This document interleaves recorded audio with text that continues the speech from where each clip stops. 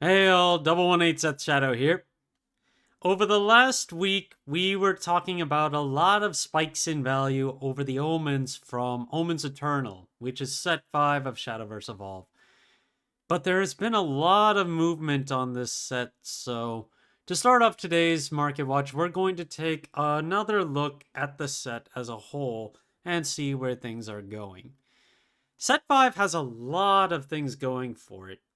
It is the first anniversary set for Shadowverse Evolve, which means it has a lot of goodies that are added on into the set itself, including the box topper tokens, which are both foil, thick, and then they also have the stamp on it, not a hot stamp, but a stamp embedded into it, indicating that it's a first anniversary token. On top of that, there's a god pack that you can get in this set, which has all the omens as ultimate rares, along with this fairy token that you also get, which, by the way, is currently a $300 card with a market price also at that point. And in general, it's just got a lot of nice stuff in it from leader cards perspective as well. You have On and Greya, which, for those of you who know Monaria Friends or just know the Monaria series, this is a fan favorite for Shadowverse players. You've also got Cerberus in here, which currently is completely out of stock. Both of these leader cards are over $200 to pick up, with On and Greya currently having the higher market price, which is closer to $300. And then, of course, you have the Omens, which are the centerpiece to today's Market Watch to start off. I've been talking about cards like Octress and Rule Knight quite a lot. Previously, I would also talk about Lishiana and also talk about Galmu every so often. I did not really talk about Volnarek too much, which was definitely a mistake given that this one also is a cost 2 card, so it can be played in the cost 2 deck right now, which also utilizes Sanguine. But let's take a look at prices overall. So I'd say the poster icon of all the ultimate rares in here is definitely Lishiana, which is currently at 5 listings and its base price is over $135. And then other stuff we've got here. I was talking about Octress quite a bit, which is now on buyout status at a higher rate. The lowest price on the base one is currently $32, and Rule Knight is currently at 37. Both of them only have 2 listings right now. The Evo of Rule Knight is at $20, also with only 2 listings on the market. Galmu is finally starting to rise back up in value, and then now it's 8 listings for its base form, and it's about $12.30 to start off with. Market price there is still under 10, but just barely. No boxes right now for Omens Eternal. Actually, let me see what they've actually been selling for. They have picked up $85 from January, and the most recent sale was 2 days ago at 92. There have only been single or 2 boxes on the market each time, though. And if we go back, let's see. Lishiana has gone down to 6 listings and is now $13 base, but a market price of not even 5 right now. Spinaria, which used to be one of the bigger ones, is now on the smaller end at $4 with a market price of closer to 8.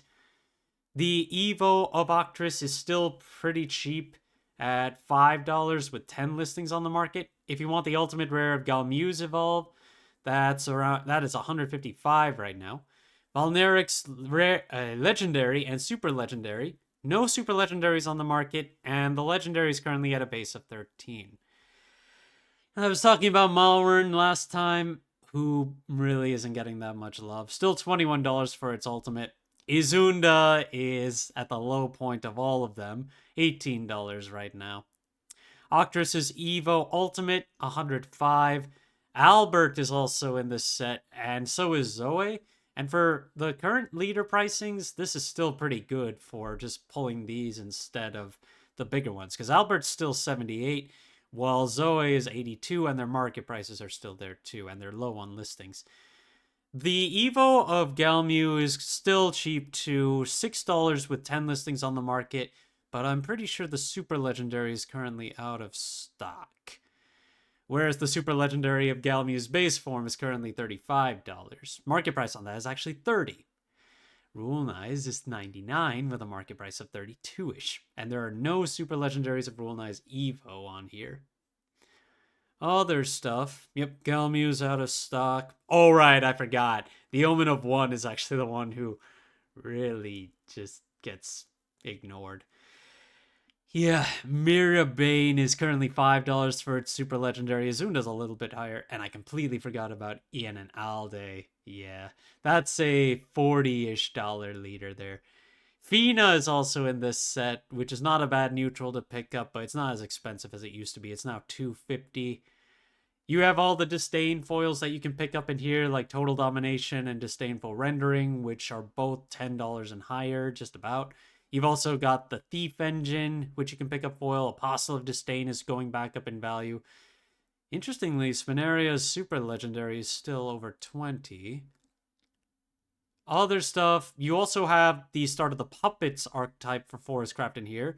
Noah's foil has gone up to $19 for the base. You have the other unkillings, like the foil of the Apostle is currently $350. And now we've seen the legendary for Mirbane, $3. No copies of Servant of Disdain's foil, and one $13 copy of Disciple of Disdain. For the foil, no Thundering Roars, no Wing of Lust. All those foils are gone.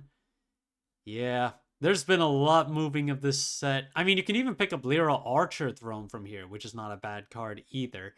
So this set definitely has a lot of decent stuff, and with the Omens getting a lot of hype right now, it's driving up the set's value. On the flip side, when we go back to set 8 and how cheap a lot of the big cards are in here, like Aether of Warrior Wing, which was the redo of Aether from Havencraft, you can pick it up for less than $2 right now, and less than $5 for the super legendary. Then you've also got Godsworn Alexiel, which is basically $2, just around $2 or less to pick up between the regular and the Evo. The super legendaries are both under $5 too, and the ultimate rare of the Evo is currently at a $40 minimum, which that's all cheap.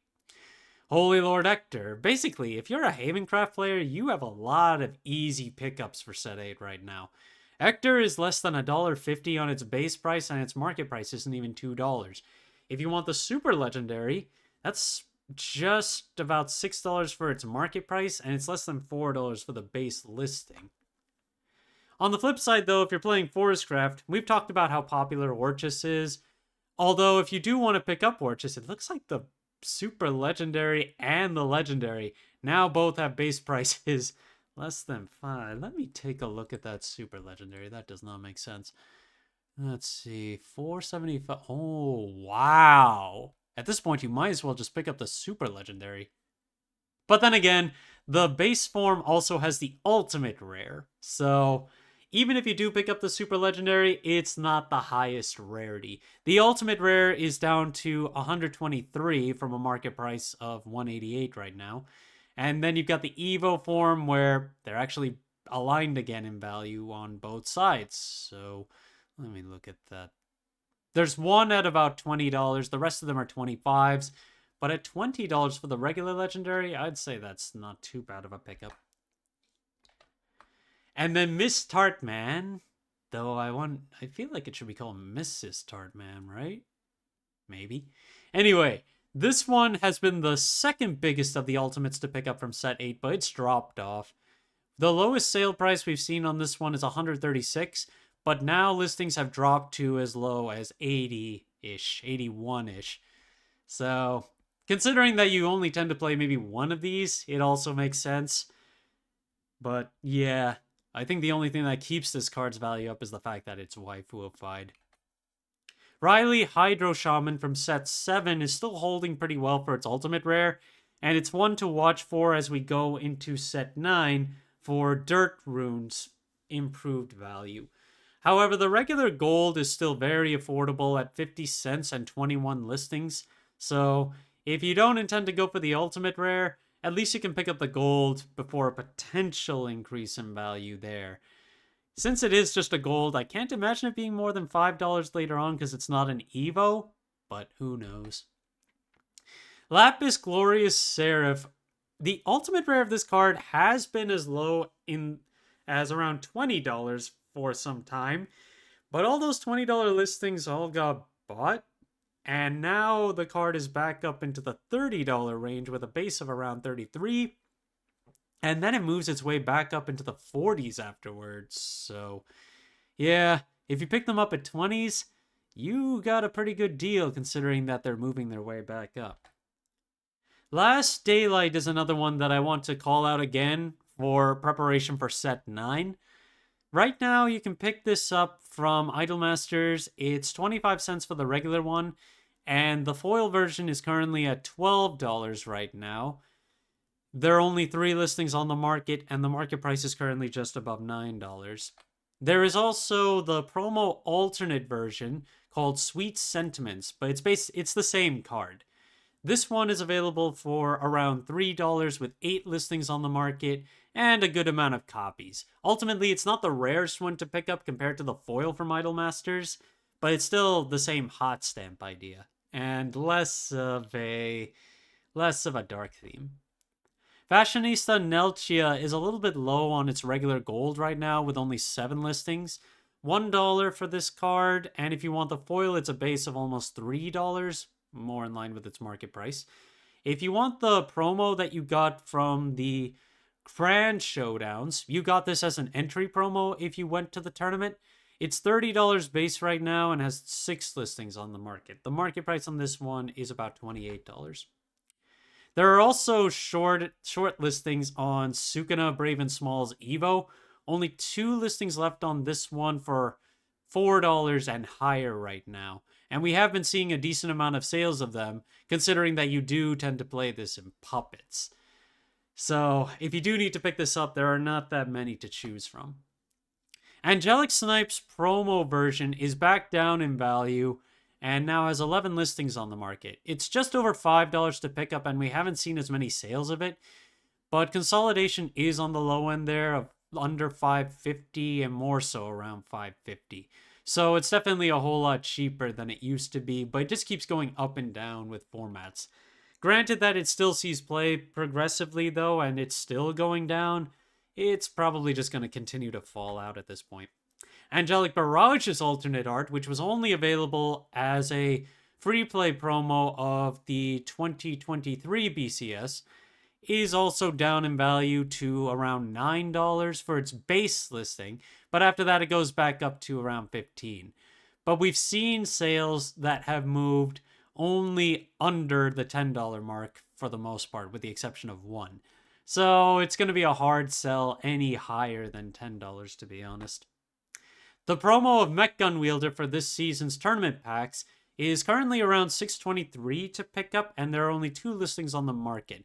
This one has sold for a range of $3.70 to almost $5, and with only $6 listings on the market now, or at least a little higher, they'll probably end up going back down, given that Machina is not really played as much in this format. Ginsetsu Great Fox. The big thing I want to call out here is that the high rarity ones are finally dropping back down in value. The promo that you got for the Open 8 now has a base listing of $50 and hasn't sold for quite a while, and 9 listings on the market now too. The Super Legendary that comes out of set 6 is back to $17, while the base Legendary is currently around $15. If you want the Evos, they're both under $10 for the regular and the Super Legendary. If you want the Ultimate Rare, that's currently around $90 for its base price. Dragon Oracle, which is still only available as part of the starter deck for Dragoncraft and the Glory Finder set, which you would only get 1 copy of. This card is going back up in value and is now $8 base to pick up, with a number of listings that have been selling recently. They've all been selling around $7 to $8. It appears there was a damaged set for $3 a piece, but yeah, this card is moving back up in value and better justifies the higher price of the starter deck if you're trying to get it off the secondary market. And then Bellringer Angel, which at the start of the game was an unquestionable staple in all decks, pretty much all decks. It has dropped off to the point where you can pick up the premium foil version just barely higher than the regular gold. So if you need to pick up bell ringers for any reason, might as well just go for the premiums because it's very easy now. On the flip side, the foil version of the Evo is actually a little bit higher in price, but still very cheap at around $350 to pick up. And in terms of listings, pretty much everything is available. We're just discounting Glory Finder because no one really cracks that open. You also have the Judge promo variant of the base form of Bellringer Angel, which still has not sold at $695 with its only listing. Thank you guys for watching. If you liked the video, please like and subscribe if you haven't already, and I'll see you guys later.